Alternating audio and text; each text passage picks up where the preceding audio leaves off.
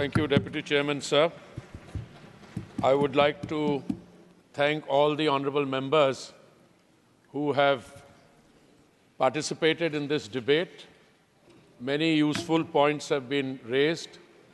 Some of the assertions made, I suspect, require a clarification because I believe, and I say this with all humility, they are based, I think, on a selective reading of the draft legislation before us. I would like to thank in particular Shri Shakti Singh Gohil ji, Shri Chunnilal Garasia ji, Madam Dola Sen ji, Shri Ilango ji, Shri Yaram Venkata Subbareddy ji, Shri Manas Ranjan Mangaraj ji, Tiru Tamidorai ji, Shri Ghanshyam Tiwari ji, Dr. Kalpana Saini ji, Madam Fauzia Khan ji, Shri Sikandar Kumar ji, Shri P.P. Sunil ji, Shri Mahendra Bhatt ji, Shri Sanjay Sethi ji, Shri Sanjay Singh ji, and Dr. V. Sivadasan ji. Many of the points made by honorable members have, in terms of nuance, also been repeated by others.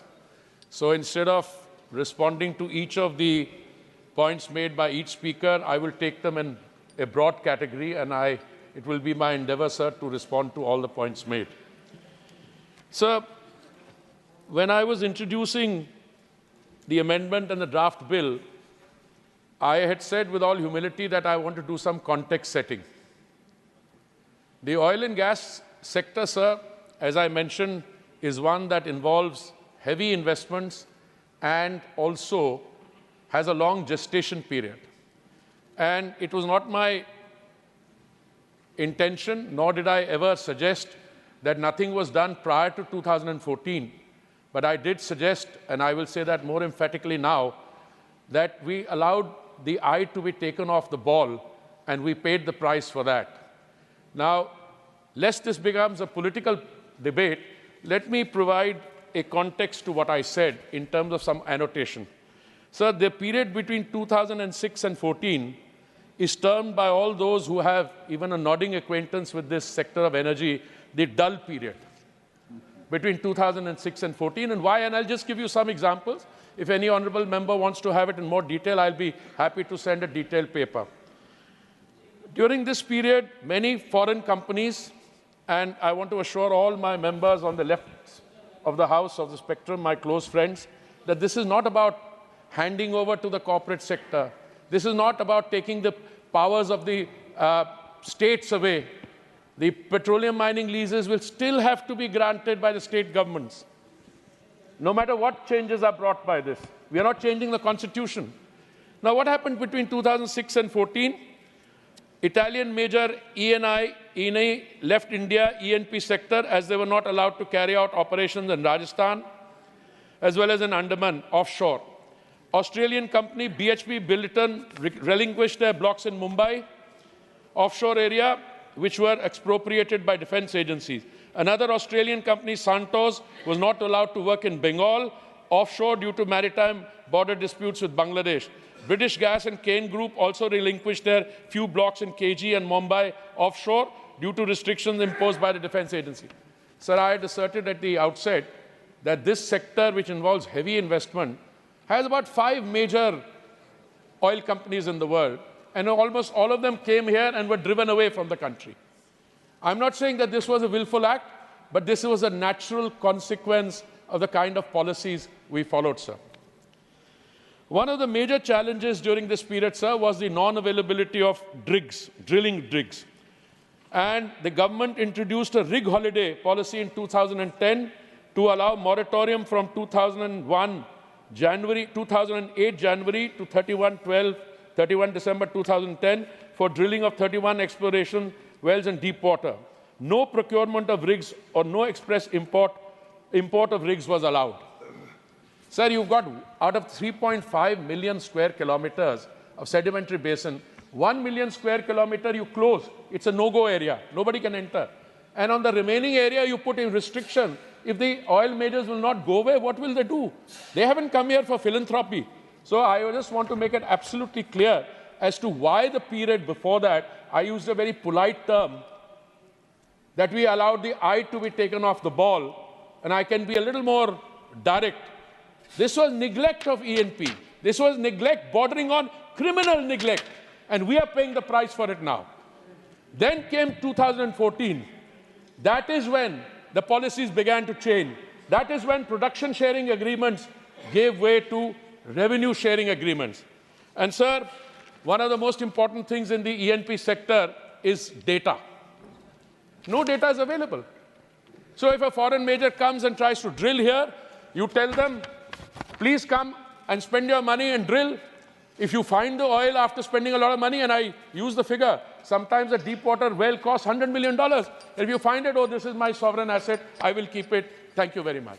It's only in 2014 things started changing. My distinguished colleague will know in 2015-16 they introduced major changes. They introduced revenue sharing agreements. Then a little later we cleaned up 1 million square kilometers of the sedimentary basin, which was no-go. Sir, the honourable member also asked, well, some others did also, what is new in the bill? I'll just quickly reel off some points. Stability of lease, dispute resolution has been made much more objective and quick, definition of updation, single lease, decriminalization of provisions, penalty increments, sharing of infrastructure so that the smaller players can take advantage, and carbon emission, capture, sequestration, all these are all new provisions in the bill, sir.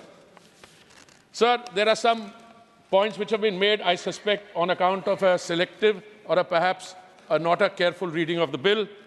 Arbitration continues for disputes under lease and contract.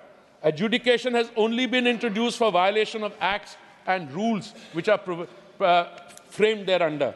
And there is a saving clause which protects existing contracts and agreements, as was pointed out. Sir, a reference was made to helium. And I just want to point out, sir, that the honourable member specifically referred to helium. And I want to say that mineral oils means any naturally occurring hydrocarbon. Any naturally occurring hydrocarbon. Helium is not a hydrocarbon, but an elemental gas. Nothing in this Act prohibits the development of comprehensive energy projects under special schemes created with concerned ministries such as the Department of Atomic Energy and Ministry of Earth Sciences. So I think that point on helium is to, if I may be permitted to say, sir, a specious point. Rules for sharing data, Directorate General of Hydrocarbons for better monitoring, sharing of infrastructure to enable small operators to make use of existing infrastructure and not make any unnecessary heavy infrastructure investment in new infrastructure when an infrastructure is already available. All this is new. Sir, a reference was also made to a CAG report on Mumbai High. And I just wanted to say precisely because of that report, I was talking about the recent period, sir. I was taken off the ball, the dull period between 2006 and 14. The reference to Mumbai High is, I think, 1974. Mumbai High was, when I joined the Foreign Service, 1974. Those three, yes, they are producing, but why are they producing 59% of the existing resources? Because we are using technology and investment to put pressure into those wells to get more and more out of those wells. And I may submit, sir, also, that in any discovered field, after the first year, production can decline by 4% or even little more. Over a period of time, the decline is much more. Precisely because of the CAG report and other information that we got, that we were able to utilize the technology investment in order to better and optimally utilize those fields. Sir,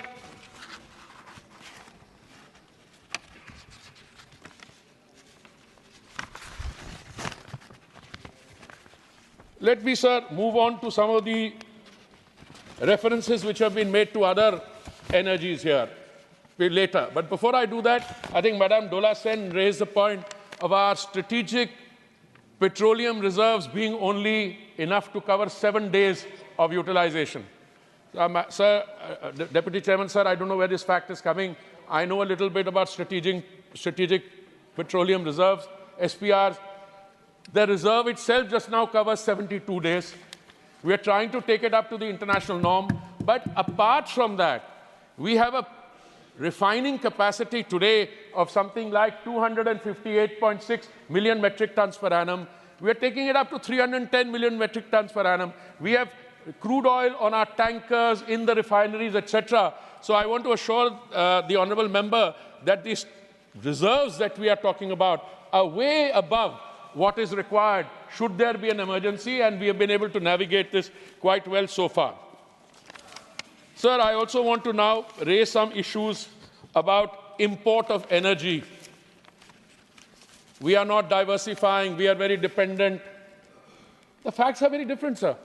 The facts are that for many years, our import, if you look at our imports in terms of source, they came from 27 countries. Today, sir, they're coming from 39 countries. And the world is changing, sir. There is more hydrocarbons being produced in the Western Hemisphere. I'm talking about Brazil, I'm talking about Guyana, I'm talking about Canada, I'm talking about the United States. We import $20 billion of energy from the United States. We consume, sir, on an average 5.4 million barrels of crude oil in a day. And as I submitted, sir, that import is going to go up because our economy is growing at 6.5%, and energy is the driving force of GDP growth in many respects. Now, how is this? Earlier, that 5 million barrels a day was to be equally divided between 5 or 6 suppliers: Iraq, Kuwait, Saudi Arabia, UAE. But then the crisis took place, geopolitical turbulence took place in February 2022. Suddenly, Russian oil became available at discounted prices. Now, we don't take a decision in the Ministry of Petroleum and Natural Gas as to where we should import from. Our traders in the private sector, well-known companies, our oil marketing companies, they float tenders for import of oil at the point of importation. Wherever they get the crude from and the grade of crude that they're looking for, they will import from there. So the availability from one source because of the cheaper oil available has gone up. One honourable member, sir, said there were sanctions on Russian oil. I'm not aware of any sanction. There was a perception sought to be built up by one part of the world, I won't name them, that, you know, we should not, well, Western Europe, other parts, yes. They said, you know, you should not buy from them. My colleague, the External Affairs Minister, was traveling on a foreign trip, and we had a chat before he left. And I told him, if he had an opportunity to be asked, to say that at that point of time, they were buying more in one afternoon than we were buying in a quarter. And believe me, even today, there is Russian oil coming in through a pipeline to Hungary. It was coming in. It's going to the Far East. So the energy business and the oil and gas business is very complicated. The Honourable Prime Minister has ensured that availability, there was not a single instance in the last 10 years when oil was not, or crude or petrol or diesel was not available. And affordable. I have a chart here which compares Indian prices with global prices. How in India the price has come down over the last 3 years. Globally it's gone up. Why? Because the central government reduced excise duty. And the BJP-ruled states brought down their VAT. Shri Sanjay Singh ji is not here. He's talking about prices in Delhi. I want to remind him how it happened. Delhi, the prices were higher than in the neighboring state. So all my friends with big cars and big tanks used to go to Gurgaon and to other parts nearby Delhi, fill up and come back. So when the dealers realized that they were being shortchanged because of the pricing, that's how it came down. Not because of desire to provide the citizens of Delhi free or cheaper petrol. Sir, we were talking about other energies. पहले क्या हुआ था, आप उसको minimize नहीं कीजिए, हम तो कभी करते ही नहीं हैं. Sir, 2014 में, let me talk about gas. Our gas production, I'm talking about natural gas, is going up by 18% every year, sir. 18% is going up. We are still dependent 50%. Again, I come to the same thing. This has a long gestation period. If in 2000 and 2005 and 10, some far-sighted decisions had been taken, today we would not be in the situation of even having to import 50%. Just now in a recent discovery, ONGC is producing or going to produce very soon 40,000 barrels a day off the Kakinada coast. I can give you many other examples. Sir, let me come to cylinder gas. Natural gas is, as per definition, natural gas, but there is LPG, which is a byproduct of work done in a refinery. Today, sir, India is supplying a cylinder of gas at the most economical prices anywhere in the world. Sir, in 2014, there were 14 crore connections of LPG. And a connection of LPG means, sir, एक परिवार को एक connection मिलता है, तो एक परिवार में अगर 4-5 घर के लोग होंगे, तो मान लीजिए अगर 14 करोड़ कनेक्शन है, आज वो 33 करोड़ बढ़ गया, 14 करोड़ से चलता चलता 33 करोड़ हो गया, which means virtually the entire population is covered now through LPG. And then we are also introducing piped gas, which is about 25% cheaper. 2014 में 25 लाख कनेक्शन थे, आज 1 करोड़ 25 लाख है. बट सर द इश्यूज किस दाम पे हम लोग प्रोड्यूस कर रहे हैं? माननीय प्रधानमंत्री जी ने क्या किया? जो तो उज्ज्वला योजना के लाभार्थी हैं, उनको एक परिवार को एक दिन के लिए कुकिंग मीडियम मिलता है कोई 5-6 रुपए में, और जो लाभार्थी नहीं है, जो नॉर्मल सिलेंडर लेते हैं, उनको मिलता है 14-15 रुपए में. Sir, nowhere in the world is clean cooking fuel being provided at this cost to the entire population of the country. Sir, I can say this with complete. दूसरे बायोफ्यूल्स पे आते हैं सर. 2014 में टोटल बायोफ्यूल ब्लेंडिंग देश में 1.4% थी sir. बड़ी मेहनत की 2014 की पहली सरकार में, हमने भी उसमें कंट्रीब्यूट किया. जब मैं ब्राजील में पोस्टेड था, हमने कोशिश की कि हमारे 10 स्टेट्स में कम से कम 5% बायोफ्यूल ब्लेंडिंग हो, पर हम नहीं कर पाए क्योंकि इकोसिस्टम नहीं था. आज के दिन सर, पिछले महीने बायोफ्यूल ब्लेंडिंग एथेनॉल 16.9%, और हमारा टारगेट था, माननीय प्रधानमंत्री जी ने कहा कि 2030 तक हमें 20% ब्लेंडिंग करनी है. Sir, because of the success of 10% blending, we were able to bring that target of 20% from 2030 to 2025. और मैं दावे से कहता हूं, by the time we finish this ethanol blending year, October 25 तक हमारी 20% हो जाएगी. हाँ, मेरे एक सीनियर कॉलीग जो मेरे से पहले 7 साल he looked after this portfolio, सही कह रहे हैं. इसका इकोनॉमिक इम्पैक्ट क्या हुआ? When we did 10% blending, sir, we saved 91,000 crores, और वो 91,000 crore हमारे किसान भाइयों को गया. So in fact, the ऊर्जा scene has also contributed to our agricultural sector. और जब हम 20% ये blending करने जा रहे हैं बहुत जल्दी, this figure will be even higher. Sir, green hydrogen is another story. And green hydrogen success, that is a fuel of the future. India, green hydrogen will succeed, sir, because India has both the demand, it will have the production, and it will have the consumption. हमारी companies ने already green ammonia के export कर दिए. अब सवाल ये पूछता है कि इसमें आप centre wants to use up the power of the state, ये कहाँ लिखा है इस बिल में? मैंने तो देखा, मुझे मिला नहीं. जब मैं ये सुन रहा था तो मैंने एक नोट भेजा अपने सहयोगियों को. मैंने कहा कुछ ऐसा बिल में कुछ आपने ऐसा तो नहीं लिखा. There nothing in this bill like that. हम टर्मिनोलॉजी चेंज कर रहे हैं सर. ये 1948 की जो लेजिस्लेशन है, that was designed for minerals and metals. In 1957, we created a separate bill for minerals and metals, but इसको उसी में अभी आ रहा. So we need to change the terminology. और मैंने जो नई चीज़ है उसके बारे में बताया, ease of business के बारे में बताया.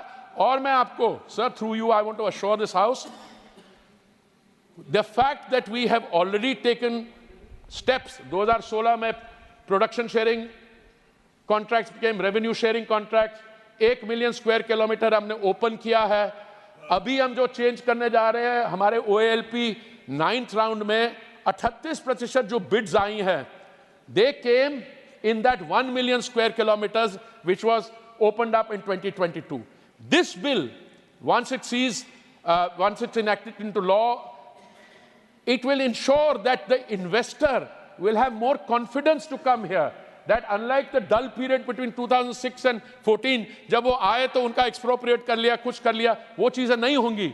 एक ही लीज होगी, एक ही लाइसेंस होगा, और अगर डिस्प्यूट हुई तो डिस्प्यूट मैनेज करने के लिए भी there will be predictability and stability. So this is why I could go on, sir, for another half an hour to raise the other points, but I suspect, let me see, sir, if there are. Sir, I think I've covered the main points, and I have made a careful note. After this bill is passed by this House and the Lok Sabha, I will be personally writing letters to each of the members who have raised the other issues, so that there is no doubt. Government has nothing to hide on this. This is a win-win legislation for the states. One issue was raised just now, one point, कि एक मैं उसको जरा answer करना चाहूँगा detail में कि oil India ने एक compensation नहीं दिया because there was a fire somewhere. I want to assure you a total of 102 crores was paid out by way of compensation to all categories of people, and what is more, 102.74 crores was paid to the affected families, and even those who were not directly affected. When we were told that because of some flooding in the fields, etc., another 52 lakhs was deposited. Sir, all this bogey which is being raised about environmental assessment, land, people being compensated, sir, ये तो state government की responsibility है.